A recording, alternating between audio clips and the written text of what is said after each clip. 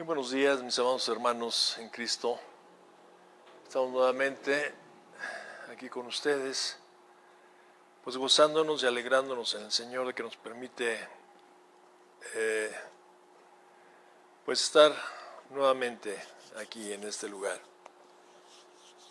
Reciban un saludo allá desde su casita hasta su casita donde se encuentran. Espero que estén bien, que hayan descansado bien toda la noche y que ahorita estén con ánimo y con gozo para escuchar la palabra de Dios y disposición para escuchar la palabra de Dios. Vamos a ver qué es lo que el Señor tiene para nosotros hoy en este día, en este primer día de la semana, donde ya por tradición la Iglesia Evangélica Cristiana se congrega generalmente el domingo a las 11 de la mañana, generalmente. Que hay lugares donde se congregan a otra hora, pero generalmente es más o menos a esta hora. Yo le quiero pedir que incline su rostro, que cierre sus ojos.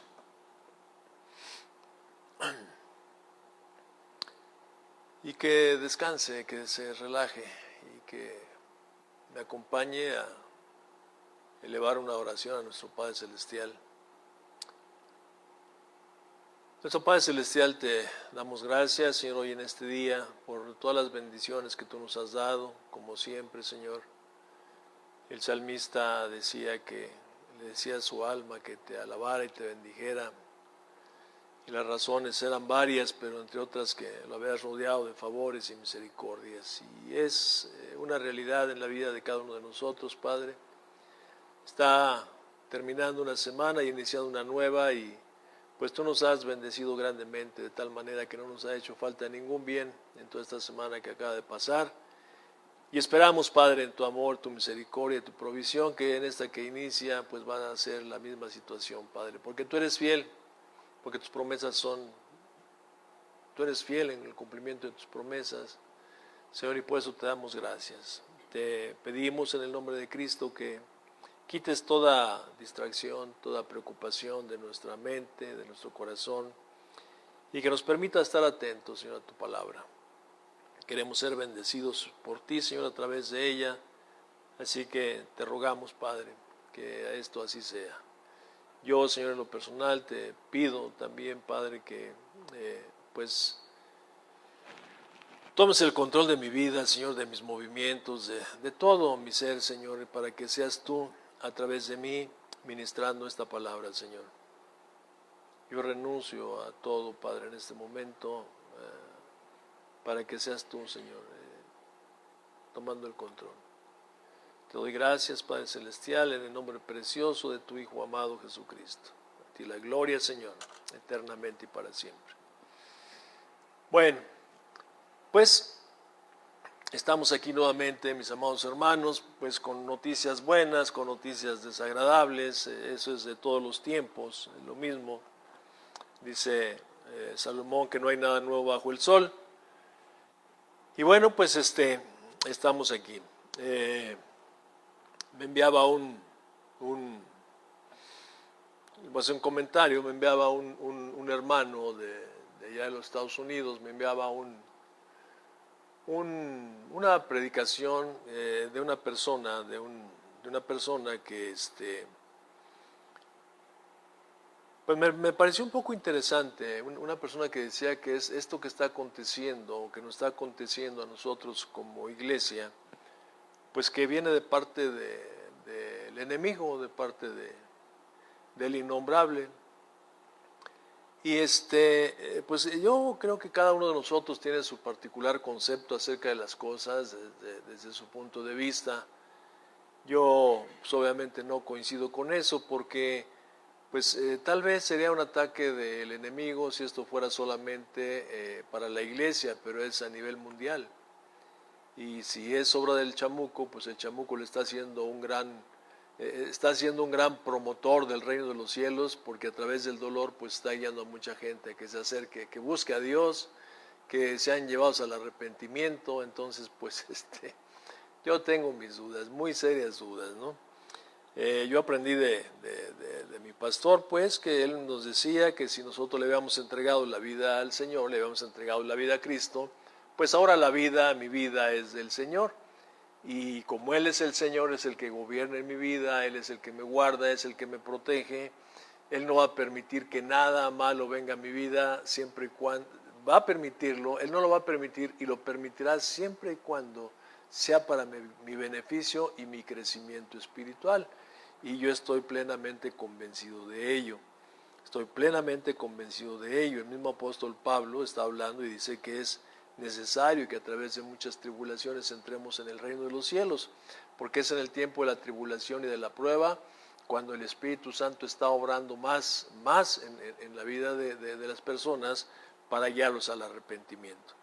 Y algo de eso quiero que veamos en esta mañana, del ministerio del Espíritu Santo.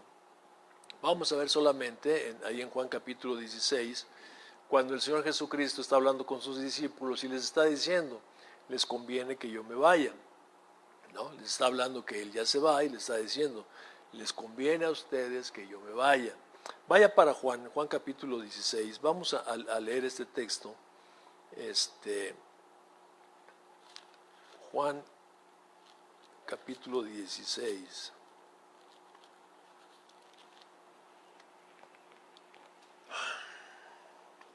Del verso 7.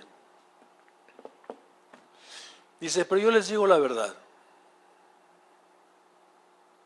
Yo les digo la verdad.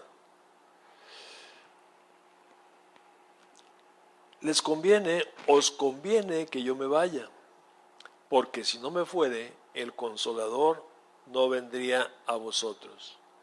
Mas si me fuere, Él os lo enviará. Mas si me fuere, os lo enviaré. Y cuando Él venga, convencerá al mundo de pecado, de justicia y de juicio.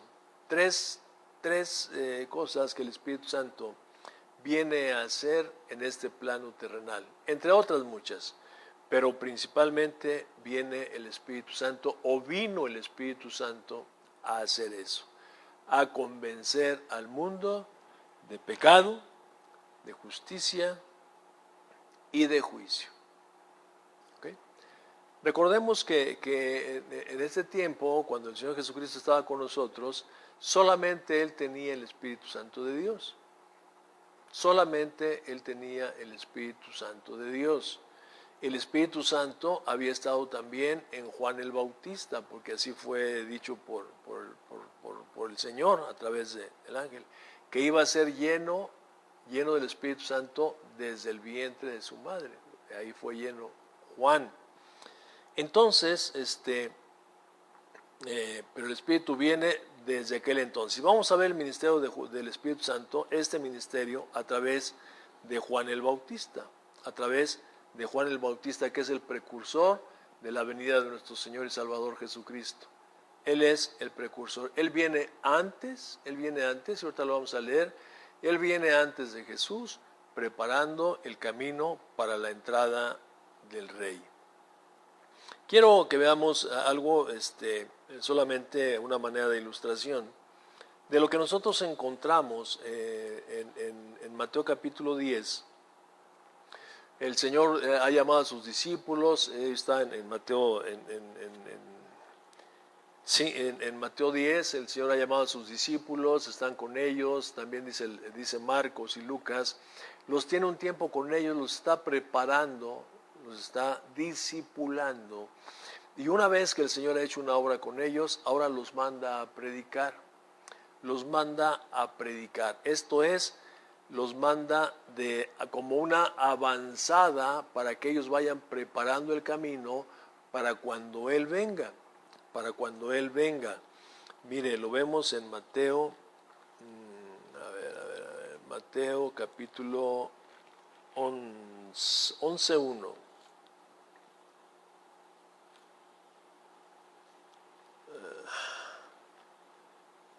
Mateo 10. Voy a ver Mateo 10, aquí nada más, y luego vamos a pasar a Mateo 11.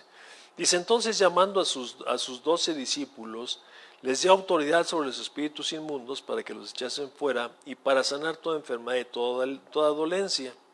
Los nombres de los 12 apóstoles son estos: primero Simón, llamado Pedro, y Andrés, hermano de Jacobo, hijo de Zebedeo, y Juan, su hermano, Felipe, Bartolomé, Tomás, Mateo el publicano, Jacobo hijo de Alfeo, Lebeo por sobrenombre Tadeo, Simón cananista y Judas Iscariote, que también le entregó. A estos dos envió Jesús y les dio instrucciones diciendo: por camino de gentiles no vayan y en ciudades de samaritanos no entren, sino vayan antes a las ovejas perdidas de la casa de Israel. Entonces los manda a predicar, y en Mateo capítulo 11, fíjese lo que dice: cuando Jesús terminó de dar instrucciones a sus 12 discípulos, se fue de ahí a enseñar y a predicar en las ciudades de ellos. O sea que Jesús mandó a sus discípulos, cada uno lo está mandando a su ciudad. Obvio, fíjese la estrategia de nuestro Señor Jesucristo, o sea, es impresionante lo que Él hace. No los está mandando a cualquier lado, los está mandando diciendo que en ciudades de samaritanos no entren y que no se entretengan con gentiles. Pero los manda de avanzada a la ciudad de cada uno de ellos. ¿Por qué? Porque allí eran conocidos, porque ellos iban a predicar ahí, ¿verdad? Iban a decir que el rey venía. Entonces están preparando, están allanándole el camino. Eso es algo que se ha hecho desde siempre, creo yo. ¿Por qué? Porque en todos los tiempos, sobre todo en los tiempos de aquellos tiempos bíblicos, cuando los reyes viajaban, siempre enviaban una cuadrilla de gente para allanar el camino. Esto es, para donde iba a pasar el rey, pues si había un bache, lo tapaban, si había un borde ahí de tierra y eso, pues lo quitaban. ¿Para qué? Para que quedara planito y el rey pudiera entrar con facilidad. Si había una curva o algo mal ahí en el camino que fuese muy pronunciado, enderezaban ese camino, ¿no? Y eso lo seguimos viendo. Enderezaban el camino. Hoy, cuando algún gobernante va a tal o cual ciudad, se sigue haciendo lo mismo. Tal vez ya no para preparar el camino físico, pero sí el camino emocional o mental de la gente, y la preparan, hacen su campaña de antemano, preparan a la gente para que la gente, cuando llegue el gobernante, la gente ya está preparada. Esto lo hacía nuestro Señor Jesucristo, Él lo hizo, ¿no? Mandó a su gente a preparar. Entonces, a Juan el Bautista, que es el precursor y es un tipo del Espíritu Santo, él viene antes de la venida de nuestro Señor a preparar camino para Él.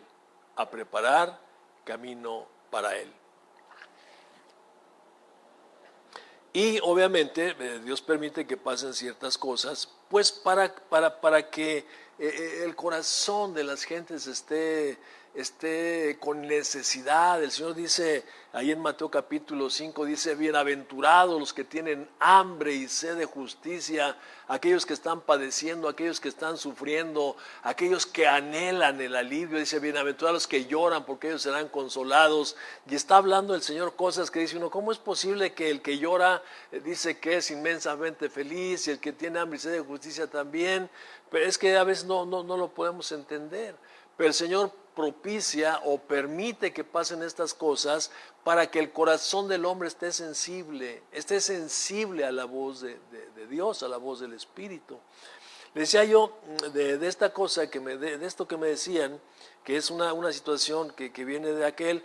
Pues yo definitivamente no creo, ¿no? Yo veo la palabra de Dios y veo cosas que sucedieron antes y que suceden ahora, y no lo creo. Por ejemplo, mire usted, ¿cómo estaba el corazón de los hombres antes de la destrucción del primer templo? Israel le había dado la espalda al Señor, Israel y Judá le habían dado la espalda al Señor, eran rebeldes, y el Señor les mandó profetas llenos del Espíritu Santo a predicarles que se arrepintieran. No quisieron, y fue necesaria la destrucción del templo allá por el año 587 antes del Señor. Y a través de eso, mire, a través de esta destrucción, pero yo digo, ¿quién mandó esa destrucción? si bien es cierto que fue, ya lo hemos visto que fue Nabucodonosor no era creyente, digamos, es que es el diablo lo impulsó. No, ya hemos visto nosotros que fue Dios, dice Dios, mi siervo Nabucodonosor. Dios manda a este hombre que ni conoce a Dios, lo manda a hacer eso para disciplinar a su pueblo, para castigar a su pueblo, y a través del dolor de su pueblo, fíjese lo que surge. Después de esto surge la sinagoga. Empiezan a proliferar las sinagogas por todos lados en el lugar de cautiverio. Ya no hay templo, la gente necesita congregarse. ¿Dónde está ahora? Ya no hay templo, entonces esta gente se empieza a crear la sinagoga y se empiezan a reunir en la sinagoga. Ahorita en este tiempo no se ha destruido el templo somos nosotros. Las congregaciones están cerradas las congregaciones, pero yo espero en el Señor que toda la iglesia que se congregaba antes en ciertos lugares, que toda la iglesia esté hoy en día, y no solamente el día de hoy, sino gran parte de la semana, se estén reuniendo, estén leyendo la palabra, estén orando, estén buscando de Dios, porque en estos tiempos todos tenemos la necesidad de buscar a Dios. Solamente los insensatos no lo hacen pensando, no sé, en la buena suerte, qué sé yo, ¿no? ¿Quién permitió también la destrucción del templo en el año 70 de nuestra era cristiana? Pues también el Señor, o sea, son cosas que Dios permite ahí para que el corazón de los hombres, ¿cómo estaba en el tiempo de Juan el Bautista el corazón de los hombres, el corazón del pueblo judío? ¿Cómo se encontraban? Estaban estaban bajo la opresión del pueblo romano, tenían ya muchos años, bajo la opresión, los cobraban tributos, impuestos, y estaban, el pueblo judío pues estaba hastiado, estaban cansados de esta situación. Entonces, permite Dios estas cosas adversas, ¿para qué? Para que el corazón del hombre esté sensible, esté susceptible de escuchar, esté hambriento de oír, quiere salir de la situación.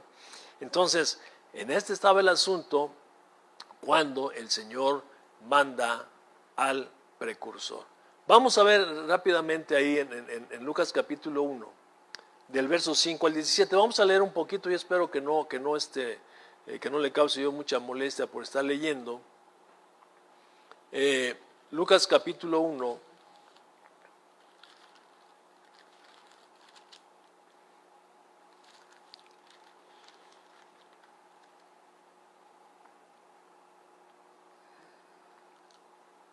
del verso 5 al 17. Dice, hubo en los días de Herodes, rey de Judea, un sacerdote llamado Zacarías de la clase de Abías. Su mujer era de las hijas de Aarón y se llamaba Elisabet. Ambos eran justos delante de Dios y andaban irreprensibles en todos los mandamientos y ordenanzas del Señor. Pero no tenían hijo porque Elisabet era estéril y ambos eran ya de edad avanzada. Cheque eso, estéril ella y de edad avanzada. Por ahí si le recuerda a Abraham y a Sara, es mera coincidencia. No hay coincidencias en la palabra de Dios. Dios hace esto para que veamos los milagros grandes de Él. Él se manifiesta así. Dice, aconteció que ejerciendo Zacarías el sacerdocio delante de Dios, según el orden de su clase, conforme a la costumbre del sacerdocio, le tocó en suerte ofrecer el incienso entrando en el santuario del Señor. Y toda la multitud del pueblo estaba afuera orando a la hora del incienso. Acuérdense que solamente el sacerdote entraba y el pueblo se quedaba en el atrio.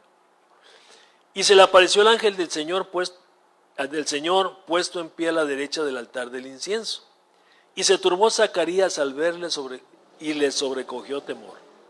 Pero el ángel le dijo, Zacarías, no temas, porque tu oración ha sido oída, y tu mujer Elisabet te dará a luz un hijo, y llamará su nombre Juan. Y tendrás gozo y alegría, y muchos se alegrarán de su nacimiento, porque será grande delante de Dios. No beberá vino ni sidra, y será lleno del Espíritu Santo, aún desde el vientre de su madre. Y hará que muchos de los hijos de Israel se conviertan al Señor Dios de ellos, e irá delante de él con el espíritu y poder de Elías, para hacer volver los corazones de los padres a los hijos y de los rebeldes a la prudencia de los justos, para preparar al Señor un pueblo bien dispuesto. Esto es lo que Él viene a hacer. Esta es la preparación. Este es cómo Dios hace las cosas para que este hombre venga antes del Señor. Cheque usted ahí lo que dice en el verso 17. E irá delante de él, ¿con qué? Con el espíritu de Elías. Con el espíritu de Elías. A veces, nada más como una añadidura, pues, a veces, a un comentario, a veces no entendemos bien esto, y me acuerdo de una persona hace años ya que me decía, oye José Luis, entonces la encarnación existe. Le dije, no, pues eso no es, pues en la Biblia no nos habla de encarnación. Sí, ¿cómo no? Aquí dice que Elías vino primero y que el espíritu de Elías. Le dije, no, mi amigo, es que no está hablando, cuando habla del espíritu, no está hablando que es el mismo Elías el que vino o que el espíritu de Elías se le pasó a Juan, no. Lo que está hablando es con el temperamento y el carácter de Elías. Habla de espíritu, carácter, temperamento. Juan el Bautista, recordemos que era un hombre violento para predicar, no andaba con medias tintas, él hablaba y hablaba lo que tenía que hablar, y por eso le costó la vida, ¿no? Porque no se detenía, no veía tamaño, no veía nada, él simplemente, Dios le había dado lo que tenía que hablar y él lo hablaba, ¿no? El mismo rey Herodes le esquivaba porque era duro, ¿no? Entonces cuando habla de eso está hablando del carácter y el temperamento de Elías, no que haya resucitado, eso es otro asunto. ¿Ok? Entonces, este es el ministerio, vamos a ver, el ministerio de Juan el Bautista, lo acabamos de ver. Ahí en Mateo capítulo 3, del verso 1 al 6, nosotros vemos, dice, en aquellos días vino Juan el Bautista predicando en el desierto de Judea, lo que acabamos de ver en Lucas, porque fue el llamado de Juan a hacer esa obra.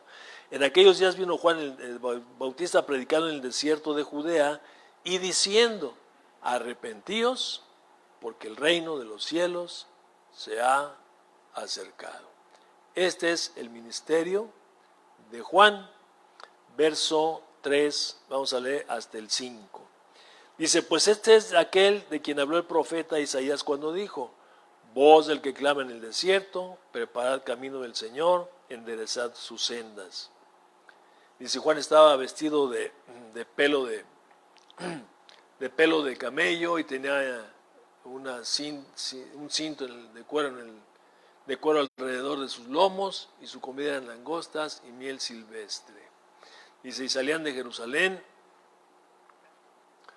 y de toda Judea, toda la provincia de alrededor del Jordán. Entonces, el ministerio de Juan es, él viene predicando el arrepentimiento, el bautismo para arrepentimiento y perdón de pecados. Él viene diciendo a la gente, arrepiéntase, arrepiéntase, arrepiéntase. Lo vamos a ver más adelante, ¿no? Lo que estamos viendo aquí también es que este ministerio de Juan, estamos viendo cómo el Señor hizo la obra que ya estaba de antemano dicha por los profetas. O sea, este ministerio de Juan y Juan mismo fue anunciado por los profetas. Ahí leímos Isaías 40, lo vamos a leer nuevamente. Si quiere vaya a Isaías 40, versos 3 al 5, para que lo veamos bien. ¿Qué es lo que está diciendo el Señor? Isaías 40, versos 3 al 5. Se lo leo. Dice, lo acabamos de leer ahorita, voz que clama en el desierto, preparad camino a Jehová. Enderezad calzada en la soledad a nuestro Dios. Todo valle será alzado y bájese todo monte y collado. Lo torcido se enderece y lo áspero se allane. Híjole, es que me cuesta mucho trabajo no detenerme aquí. Mire, ay, Dios mío, pero bueno, me cuesta trabajo, tengo que hablar. Fíjese bien lo que dice aquí. Dice, dice, voz que clama en el desierto. ¿Cuál es la voz que clama en el desierto? Juan el Bautista. Y le está diciendo, le está dando un mandamiento a Juan, prepara camino ¿para quién? Para Jehová. ¿Quién es Jehová? Es Dios. Dice, endereza calzada en la soledad a nuestro Dios. ¿Y a quién vino a enderezar el camino Juan? Si hacemos una suma de 2 más 2 son 4. Entonces está diciendo que el camino que le viene a preparar a Dios es a Jesús. Entonces, ¿quién es Jesús? Ahí se la dejo nada más, ¿no? No es el tema, pero ahí se la dejo para que meditemos. Que no, es que nada. La Biblia es bien clara. Malaquías 3:1. Dice, he aquí yo envío a mi mensajero, el cual preparará el camino delante de mí. Otra vez, ¿quién está enviando el mensajero? Dios. ¿Qué está haciendo? ¿Qué va a hacer el mensajero? Va a preparar camino delante de Dios. ¿Y a quién está preparando el camino? Y vendrá súbitamente a su templo el Señor a quien vosotros buscáis. Lo están esperando. Ven Señor, ven Señor, ven Señor. Ven a liberarnos, ven a salvarlos, ven a quitarnos el yugo opresor. Lo están buscando. Y el ángel del pacto, a quien deseáis vosotros, he aquí, viene, ha dicho Jehová de los ejércitos. Dios dice que viene el ángel, pero Dios dice que viene el mismo. Y bueno, otra vez, sume 2 y 2, son 4 otra vez. Malaquías 4, versos 5 y 6. He aquí, yo os envío al profeta Elías. Ya vimos que lo está enviando. No, Juan no es Elías. Está diciendo el carácter de Elías, o sea, un hombre violento. Dice Santiago que era un hombre sujeto a pasiones como usted y como yo. Y pasiones son cosas que salen del alma y aferradas, o sea, no es pasión, es pasión. Entonces está hablando del espíritu de Elías. El profeta Elías dice, antes de que venga el día de Jehová grande y terrible, viene el juicio de Dios. Antes de eso, Él viene. ¿A qué viene? Dice, Él hará volver el corazón de los padres hacia los hijos y el corazón de los hijos hacia los padres. No sea que yo venga y hiera la tierra con maldición. Este es el ministerio de Juan el Bautista y es profetizado muchos años antes. Miren nada más en Isaías 700 o 800 años antes de la venida del Señor, y ya está hablando cuál va a ser el ministerio de Juan. Malaquías pues un poquito después, pero igual muchos años, y también están profetizando la venida de esta persona, la venida de Juan el Bautista, tipo del Espíritu Santo de Dios, que viene a convencer, vimos primero de pecado. ¿A qué vino el Espíritu Santo? Primero a convencer de pecado, a dar convicción de pecado. Y esto lo vamos a ver en la predicación de Juan, Mateo 3:2. Otra vez vamos a estar ahí en Mateo 3. Dice, vamos a leer 1 y 2. Dice otra vez, ya lo leímos, pero lo seguimos leyendo. Quiero que no se le olvide, ni se me olvide a mí tampoco. En aquellos días vino Juan el Bautista predicando en el desierto de Judea y diciendo, 2 puntos aparte, diciendo, 2 puntos, arrepentíos. ¿Por qué está pidiendo el arrepentimiento? Porque el reino de los cielos se ha acercado. No hay arrepentimiento, no hay entrada al reino de los cielos. Es necesario el arrepentimiento para poder entrar al reino de los cielos. Es necesario el arrepentimiento. Por eso lo está predicando. Arrepiéntase. ¿No? Me hacía una pregunta hace unos días, y lo quiero comentar ahorita porque creo que nos puede servir a todos, nos va a servir, que por qué Mateo y Marcos y Lucas hablan de arrepiéntase, y por qué el Evangelio de Juan no habla de arrepentimiento, dice, solamente dice cree, y cree, y cree, cree en mí, cree en mí.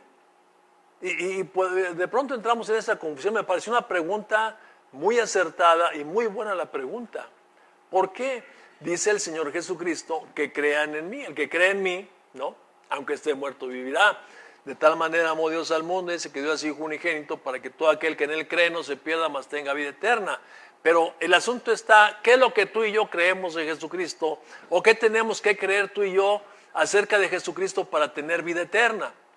Primero tenemos que creer en Jesucristo, que Jesucristo existió, que Jesucristo vino, que Dios se hizo hombre en la persona de Cristo, que el Cristo se hizo hombre, ¿no? Entonces, primero tenemos que creer eso. Pero la palabra que está dando es esta precisamente, arrepiéntete. ¿Qué más tenemos que creer de Jesús? ¿Jesús hombre nada más o Jesús Dios? No, tenemos que creer el sacrificio que Él hizo. ¿Y cuál es el sacrificio? Dice en Isaías, y habla Pablo, y dice Pablo, hablando del Evangelio, dice que Cristo murió por nuestros pecados conforme a las Escrituras. Y dice que resucitó al tercer día conforme a las Escrituras. Eso es lo que tengo que creer para que yo sea salvo. Creer que Él murió por mis pecados. Y entonces, si creo que Él murió por mis pecados, estoy reconociendo que soy pecador. Y si reconozco que soy pecador, ¿qué tengo que hacer? Pues arrepentirme. Por eso es que ahí está implícito. Conocemos la palabra es un todo. No está separado. No es que exista un evangelio que está predicando Juan y otro evangelio que está predicando Marcos, Lucas y Mateo. No, es el mismo evangelio, pero ya está implícito. Juan no habla de arrepentimiento porque ya está implícito en la palabra del Señor. Crean en mí. Dice, y vendrá, dice en Juan 5, cuando los muertos oirán mi voz y resucitarán. Pero ¿qué es lo que escuchan? ¿Qué es lo que les da vida? La voz de Jesús, sí, la voz de Jesús. Pero ¿a qué se refiere esta voz? ¿A qué se refiere? A su palabra. ¿Y qué es su palabra? Para que una gente resucite, tiene que conocer el evangelio. Si no, no hay resurrección. Va implícito esto, ¿ok? Entonces Juan viene predicando. Arrepiéntase. Arrepiéntase. ¿Por qué? Dice, porque el reino de los cielos se ha acercado. Y entonces Juan está predicando y le está diciendo a la gente, o sea, le está hablando de su pecado, ¿no? Los está confrontando con su pecado, pero como el Espíritu Santo está obrando a través de él, el Espíritu Santo está obrando a través de Juan, el Espíritu está haciendo la obra en esta gente que lo escuchan y son guiados, vienen al arrepentimiento, escuchan, son confrontados y vienen al arrepentimiento, ¿no? Están convencidos que han abandonado los caminos del Señor. La palabra aquí como arrepentimiento, el arrepentimiento, la palabra en arameo, hebreo, dice, es teshuvah, que significa teshuvah, que es dejar el mal camino y regresarse al camino del Señor. Eso es lo que quiere decir, arrepentimiento. Deja de hacer lo malo y empieza a hacer lo bueno.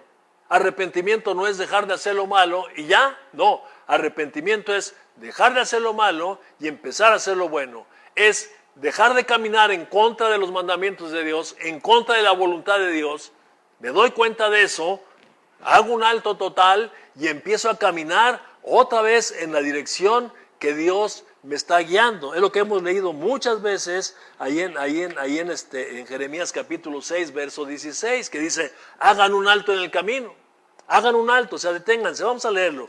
Jeremías 16, muchas veces lo hemos leído porque tiene que ver con eso, precisamente con el arrepentimiento, el teshuvah. Dice, así dijo el Señor, paraos en los caminos. O sea, vas caminando, ¿no? A veces caminamos en círculos o caminamos en sentido opuesto, o entramos y salimos y andamos dando muchas vueltas, ¿no? Porque no andamos en los caminos del Señor.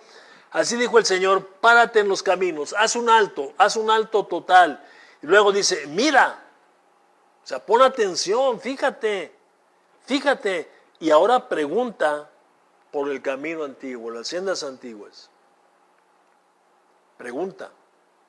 ¿Cuál es el buen camino? Y anda por él. Y anda por él. Y hallaréis descanso para vuestras almas. ¿Se acuerda quién dijo eso? Vengan a mí los que están, ¿qué? Cargados, cansados, trabajados, y yo los haré descansar. ¿Por qué? Porque cuando venimos a Cristo Jesús, Él, a través de Él, nuestros pecados son perdonados. La carga se cae la carga pesada, nos quita toda esa carga de pecado y entonces descansas. Mi amigo y mi hermano, entonces descansamos porque Él nos quita la carga del pecado, toda la carga del pasado abajo. De modo que si alguno está en Cristo, nueva criatura es. Las cosas viejas pasaron, ahora todas son hechas nuevas. Quitó toda esa pesada carga y empezamos un camino de ceros, sin carga. Empezamos a caminar, pero luego nos empieza a decir también la necesidad de permanecer en su palabra y seguir caminando en Él con el yugo puesto y llevando la carga. Esto es el yugo para que Él nos lleve por el camino donde Él nos quiere llevar. Esto es para que aprendamos de Él. Lo que vino a hacer Juan, a tapar agujeros y a quitar baches y a enderezar caminos. ¿Para qué?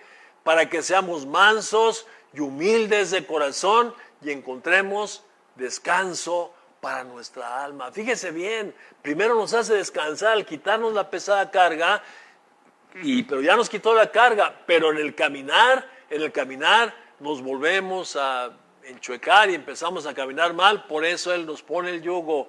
Acepta mi yugo, deja que yo te guíe, lleva mi carga, acéptala, porque si lo aceptas vas a ser manso y humilde de corazón y vas a descansar. Entonces, esto es lo que nos hace el arrepentimiento, nos lleva otra vez al camino del Señor. Y esto quiere decir, teshuvá o arrepentimiento, literalmente quiere decir un cambio de forma de pensar, porque el genuino arrepentimiento cambia nuestra forma de pensar, cambia nuestra forma de ver las cosas y cambia también nuestras actitudes. Cambia el pensamiento, cambian las emociones, cambian las actitudes. Es un cambio radical. Eso es lo que viene a hacer Juan el Bautista. Arrepiéntete, libérate, echa todo eso que hay en tu corazón para que tu corazón esté limpio y entonces a través de eso el Mesías, el Cristo, puede entrar con libertad a tu vida, puede entrar con libertad a tu corazón y Él permanezca ahí en tu corazón, en un corazón limpio, porque el Señor no va a estar donde hay un corazón sucio.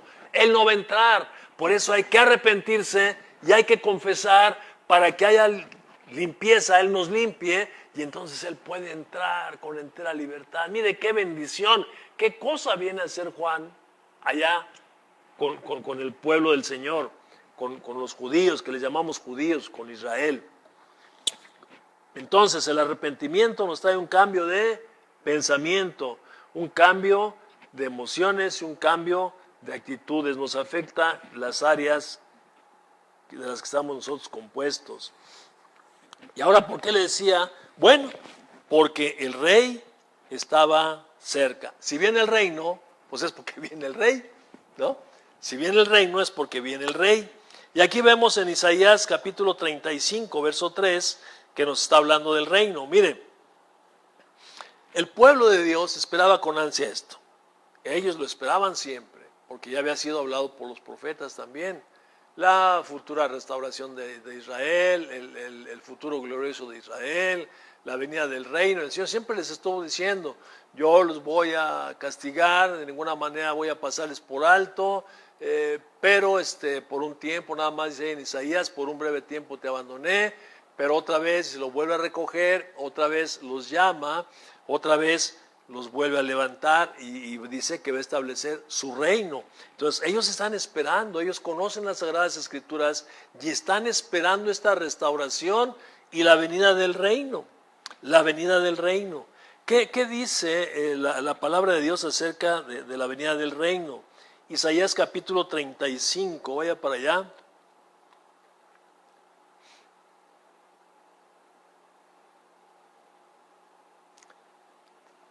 Dice, se alegrará el desierto y la soledad. El yermo se gozará y florecerá como la rosa. Florecerá profusamente y también se alegrará y cantará con júbilo. La gloria del Líbano le será dada. La hermosura del Carmelo y de Sarón. Ellos verán la gloria de Jehová, la hermosura del Dios nuestro. ¿Cuál es la hermosura del Dios nuestro? Dice en Isaías que le vimos pero sin hermosura. Pero esta hermosura es el rostro del Mesías, es el carácter del Mesías, es el carácter de Jesús. La hermosura de Dios.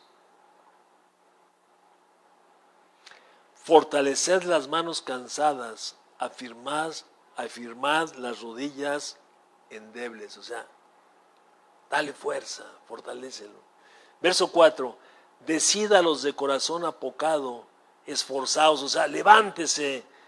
Lo que nos hablaban hace 8 días Aldo y lo que nos hablaba Nico hace 15 días, ¿no? O sea, levántese, deje ya de estar ahí, pobrecito de mí, levántese, arrepiéntase, tome la decisión.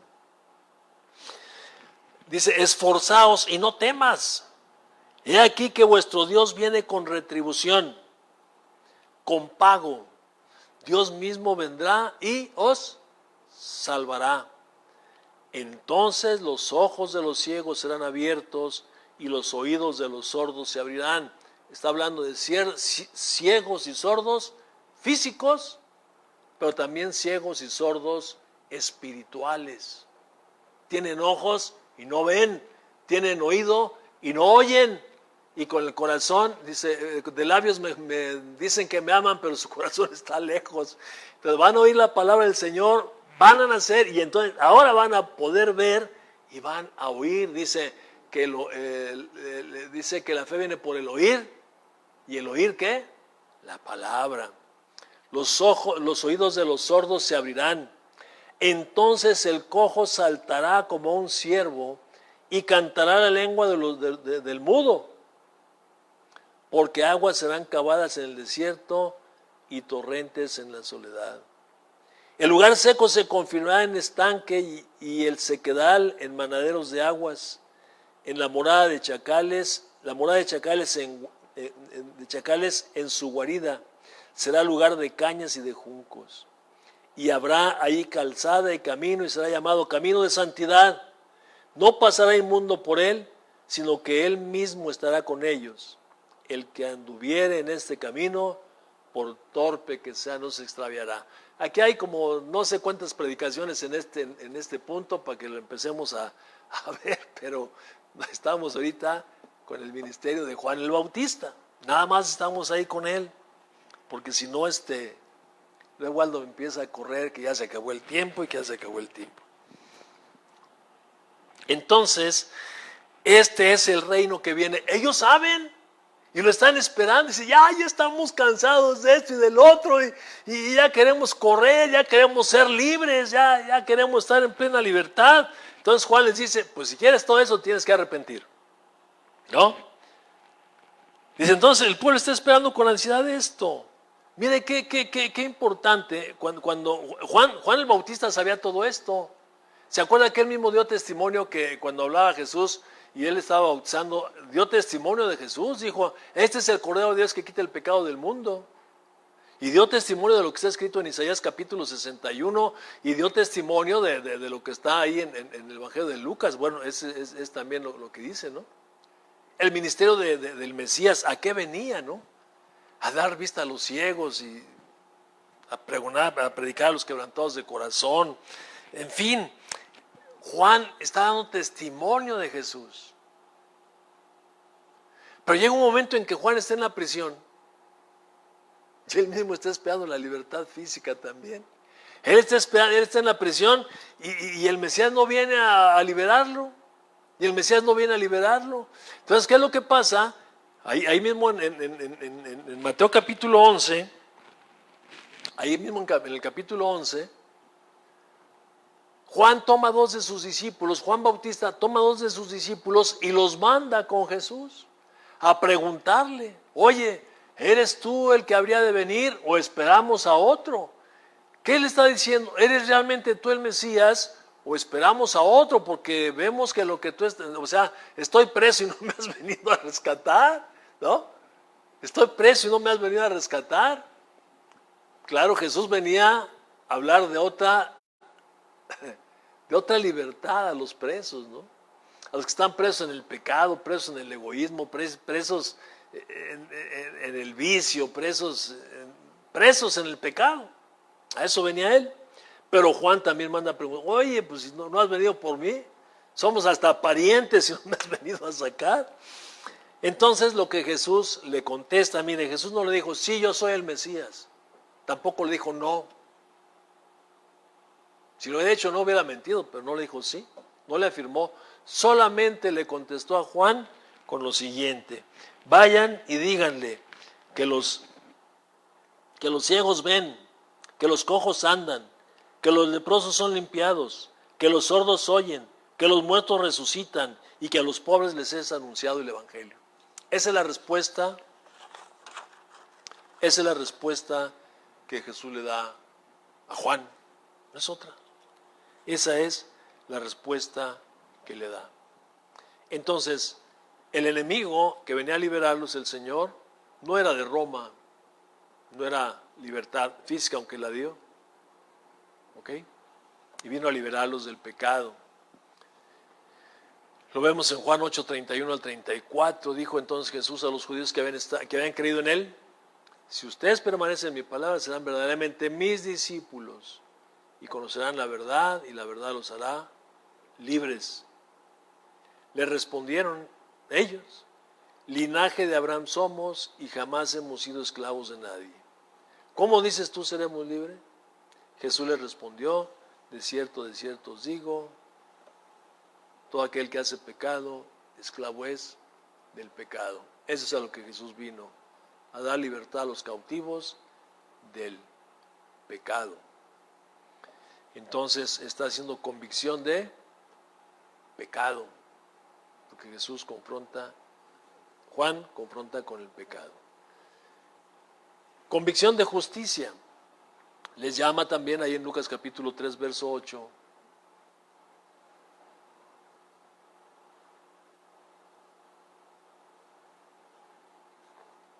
Lo leemos, vaya para allá, lo leemos por favor. Lucas 3, verso 8.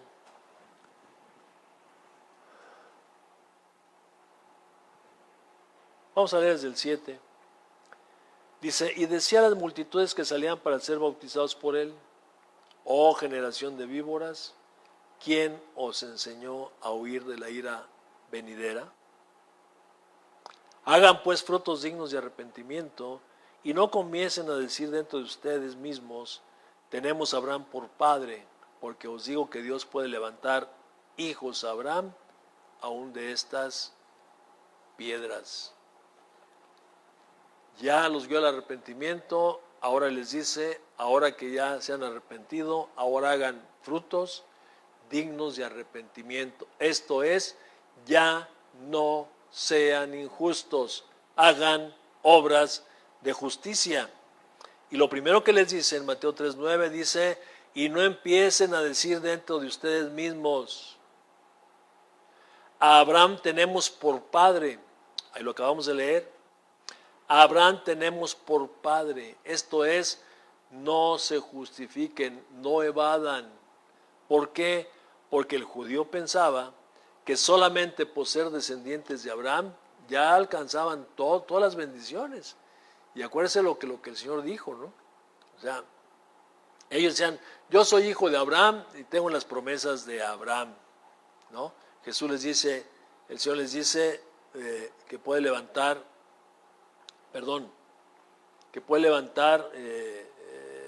está hablando aquí Juan. Dice, no empiecen a decir entre ustedes mismos, tenemos a Abraham por padre, le está diciendo. En Romanos, vamos a Juan otra vez, en Juan capítulo 8, verso 39. Es el diálogo que estamos viendo arriba, del 8:31 al 34.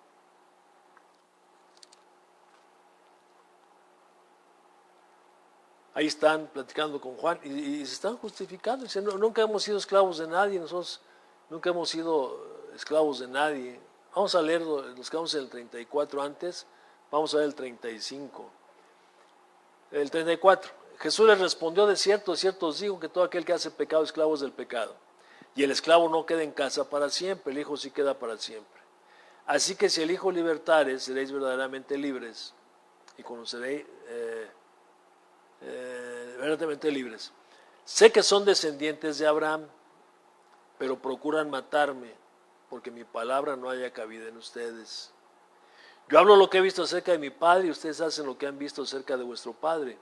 Se está hablando, yo hago lo que vi hacer a mi Padre, que es Dios, y ustedes hacen lo que han visto hacer a su padre, que no es Abraham, que es el diablo. Respondieron y le dijeron, nuestro padre es Abraham. Jesús les dijo, si fueran hijos de Abraham, las obras de Abraham harían. ¿Cuáles fueron las obras de Abraham? Obras de fe, y se manifestaron en obediencia. Y por eso les dice, pero ahora procuran matarme a mí, hombre, que os he hablado la verdad, la cual he oído de Dios. No hizo esto Abraham, Abraham oyó a Dios y obedeció. Entonces él está diciendo eso, no necesariamente por ser descendientes de Abraham, ya dijeron, se tienen que arrepentir de todas maneras.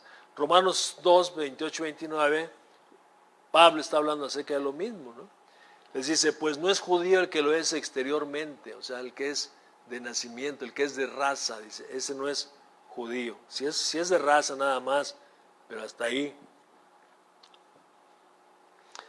Dice, ni la circuncisión la que se hace exteriormente en la carne, o sea, está hablando el sello del pacto, ¿se acuerda que era la circuncisión del prepucio?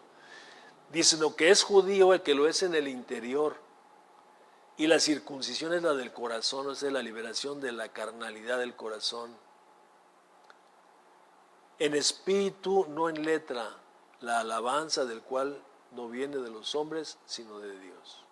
Ahí está primero. ¿Qué es necesario para hacer frutos de justicia o convicción de justicia o ser justo? Primero, dejar de justificarse, aceptar la condición, arrepentirse obviamente y empezar a caminar en justicia, porque afecta la mente, el sentimiento y la actitud. ¿Se acuerda? Cambia aquí, cambia lo que hago. Antes oprimía, hacía esto, lo otro, ahora ya no. Me arrepentí de eso y ahora empiezo a hacer todo lo opuesto. Segundo mandamiento, confesión y bautismo. Dice que eran bautizados en 3:6, dice que eran bautizados por él en el Jordán. Confesaban su pecado y como evidencia de esto, o señal, eran bautizados. Aquí empezamos, Si alguien ya se arrepintió, ¿qué tiene que hacer? Tiene que bautizarse. ¿Por qué? Pues es justo. El Señor Jesucristo le dijo a Juan, deja que se cumpla toda justicia. Allá los sacerdotes lo hicieron para ser purificados y ser ungidos en el sacerdocio. Yo lo tengo que hacer. Si el Señor Jesucristo se bautizó y ordena que te bautices, ¿qué tienes que hacer? Bautizarte. 3, Lucas 3:11 dice, y respondiendo les dijo, el que tiene, y le preguntaron, y hoy nosotros ahora qué tenemos que hacer, cuando les dijo frutos de arrepentimiento, y ahora nosotros qué tenemos que hacer, y él les respondió, les dijo, el que tiene 2 túnicas, dice, dé al que no tiene, y el que tiene que comer, haga lo mismo. Obras de justicia, ser justos, esto está desde la ley. Dice que los pobres siempre iban a estar alrededor de nosotros, y había que dar al pobre, al menesteroso, al necesitado, al que te pida, dale.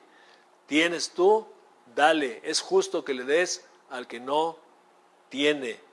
Aquí hay que romper con el egoísmo. También le dio mandamiento de honradez y justicia. Lucas 3, 12, 13. Vinieron también unos publicanos para ser bautizados y le dijeron, maestro, ¿qué haremos? Si nos acordamos quiénes son los publicanos, ¿verdad? Son los del pueblo de Israel o del pueblo judío que estaban al servicio del pueblo de Roma. Esto es, cobradores de impuestos. Estaban al servicio de Roma. Y bueno, pues creo que allá en aquel tiempo pues tal vez era de esta manera, ¿verdad? Por eso eran odiados, porque era uno para Roma y dos para acá. Uno para Roma y dos para acá, o dos para Roma y uno para acá.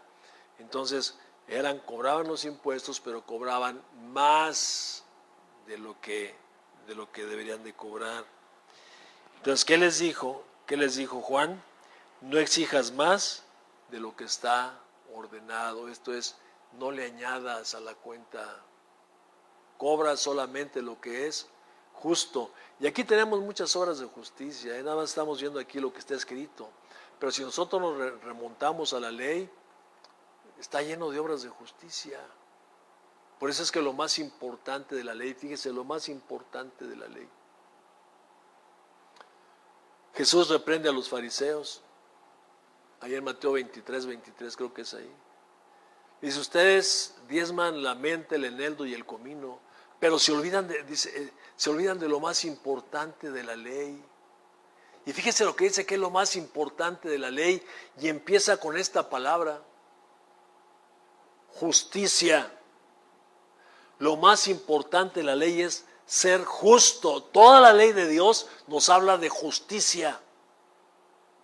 Ser justos. Dice, justicia, misericordia y fe. Dice, y es necesario que diezmen, pero sin dejar de hacer esto. Lo más importante de la ley es la justicia. Por eso el Espíritu Santo viene y convence de justicia. Obviamente en el texto que estamos acá en Juan, está hablando de justicia, dice, porque la justicia de Dios se va a hacer en él. Dice, de pecado por cuanto no creen en mí, de justicia, la justicia de Dios que se va a hacer en nosotros, y el juicio habla del juicio del chamuco. Pero también aquí está hablando de esto, ¿no? Nos convence de pecado, nos convence para después del arrepentimiento ser justos, o sea, andar en justicia. ¿Ok? Y bueno, por último le dice a los soldados también, ¿verdad? Dice, les dijo, ahí en Lucas 3:14, les dijo que no extorsionaran y les dijo que no levantaran falsos. Esto es, no intenten torcer la ley a su favor, cobrando más de lo que debe de ser, ¿no? Bueno, nos falta solamente la convicción de juicio. La convicción de juicio es, si no te arrepientes, si no haces obras de justicia, ahí viene el juicio. El juicio es un castigo. Es diferente a la disciplina del Señor y al azote del Señor. El juicio, dice ahí en Mateo 3:10 y en Lucas 3:9, y ya también el hacha está puesta a la raíz de los árboles. Por tanto, todo árbol que no da buen fruto es cortado y echado en el fuego. Todo árbol que no da buen fruto es cortado y echado en el fuego. No hay esto anterior, viene el juicio de Dios, viene el castigo de Dios sobre la humanidad o sobre la persona. Entonces, para concluir, yo lo que veo en todo esto, y se lo he dicho en repetidas ocasiones, lo único que yo veo es que el Espíritu Santo de Dios no ha concluido con su ministerio. Empezó con los profetas, vino antes de Jesús a través de Juan el Bautista, pero ahora el Espíritu Santo sigue haciendo su ministerio, sigue obrando a través de las mismas circunstancias que están pasando, que están viviendo, y está haciendo el mismo llamado: arrepiéntase, arrepiéntase, porque el reino o el rey viene. Arrepiéntase, porque el rey ya viene. Hasta lo cantamos, ¿no? Y el rey ya viene, el rey ya viene. Y no quiere decir, mire, que si usted es creyente y anda pues por ahí medio raro, medio mal, o anda mal, y no se quiere arrepentir, pues que va a perder de pronto su salvación. De lo que simplemente estamos hablando es que el Señor viene, lo Repito, el Señor viene y viene por su pueblo. Es así de sencillo. El Señor viene y viene por su pueblo. No sea que de pronto algunos nos llegamos a quedar por no hacer caso a la voz del Espíritu Santo. Dice la Escritura, si escuchas hoy su voz, no cierres tu corazón. Estás escuchando, el Señor está haciendo la obra en tu corazón, el Señor te está guiando al arrepentimiento. Hay que ir al arrepentimiento. Hay que ir al arrepentimiento. Porque el Señor nos va a llevar, el Señor no va a permitir que ninguno de nosotros se pierda, ninguno, no va a permitir que ninguno se pierda. Por eso el Señor va a hacer la obra.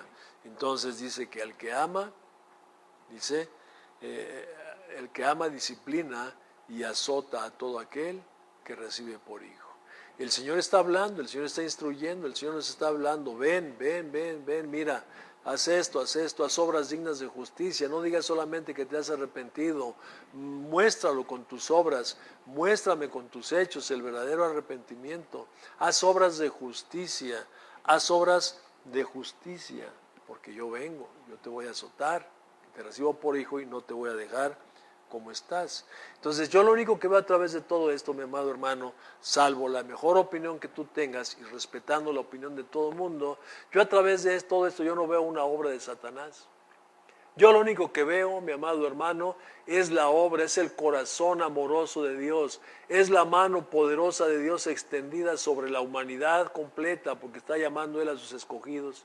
Veo la mano de Dios, veo el amor de Dios derramado sobre la humanidad, permitiendo que estas cosas sucedan, que sucedan situaciones. ¿Para qué? Para que seamos guiados al arrepentimiento. Para que seamos guiados al arrepentimiento, para contristar en nuestro corazón. ¿Para qué?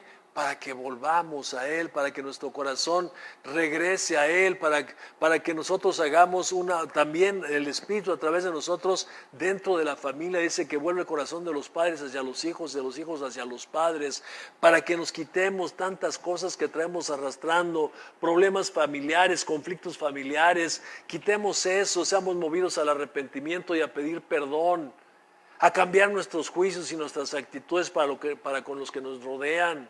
El Señor está aquí, el Señor está aquí. Yo no me quiero quedar, yo voy a estar ahí. Decía yo hace tiempo, no me acuerdo, hablaba yo acerca de este hombre también, el rico, ¿no? Ahí de la enseñanza del Señor del rico y Lázaro, ¿no? Una vez este hombre, él vivía de manera disipada, ¿no? Él era rico y punto. Dice Salomón que las riquezas del rico son su ciudad fortificada y son como un muro delante de él. El rico llega a pensar, y no está hablando del rico, no necesariamente como algunos piensan que los ricos van al infierno y los pobres al cielo, ¿no? Hay pobres que se van a ir al infierno también y ricos que se van a ir al cielo también. Pero de pronto está hablando de un rico que vive deleitándose en sus riquezas como este hombre, que se deleitaba en sus riquezas y no obedecía a lo que hablamos ahorita de la ley, la justicia, la misericordia y la fe. No era justo porque el otro estaba ahí tirado y no le daba pero ni un cacahuatito, ¿no? No hacía misericordia, ahí estaba y no tenía misericordia. O sea, este hombre vivía nada más y no era fiel, fidelidad. No era fiel para con Dios, él vivía con sus riquezas. Su Dios eran las riquezas. Ya estoy con otra predicación. ¿Ok? Y de repente le vino el juicio, y ya cuando estaba en el lugar de tormento, entonces sí se empezó a preocupar por sus hermanos. Que no nos suceda lo mismo, mis amados hermanos. Porque yo me pregunto, bueno, él se fue al lugar de tormento y ahí se acordó de sus hermanos. Ay, para que no vengan aquí. Pero también me pongo a pensar a lo mejor una barbaridad y piénselo usted. Para que me juzgue como loquito. Que Lázaro, estando gozando en el seno de Abraham, ¿no pensaría también en los suyos que se quedaron? ¿No pensaría tal vez similar al rico? Híjole, y no les hablé, y no hice cuentas con mi familia, que no nos suceda. El Señor está llamando, mi hermano. Yo veo solamente el corazón amoroso de Dios obrando. Hoy no estamos congregados aquí Estás en tu casa. Tu casa es tu congregación el día de hoy. Tu familia es tu iglesia. Trabaja ahí. Trabaja, dale la gloria al Señor ahí. Que tu hogar, decía un predicador hace muchos años, decía, sea una embajada del reino, porque tú eres un embajador, nosotros somos embajadores. Que tu casa sea una embajada del reino. Ahí está el Rey representado por ti. No cerremos nuestro corazón. El ministerio del Espíritu Santo sigue vigente hoy en día a través de ti. Él está llamando al arrepentimiento. El Rey, arrepentimos porque el Rey viene, el Rey está cerca, el Rey ya está aquí. Que Dios me lo bendiga, mi hermano. Siga disfrutando de este día, siga disfrutando de su familia, disfrute de la palabra, Dios le habló, gócelo, disfrútelo, medítelo y reflexione. Se lo pido en el nombre de Jesús. Sigamos dándole la gloria al Señor, porque hoy es el día de honrarlo y glorificarlo a Él. Amén.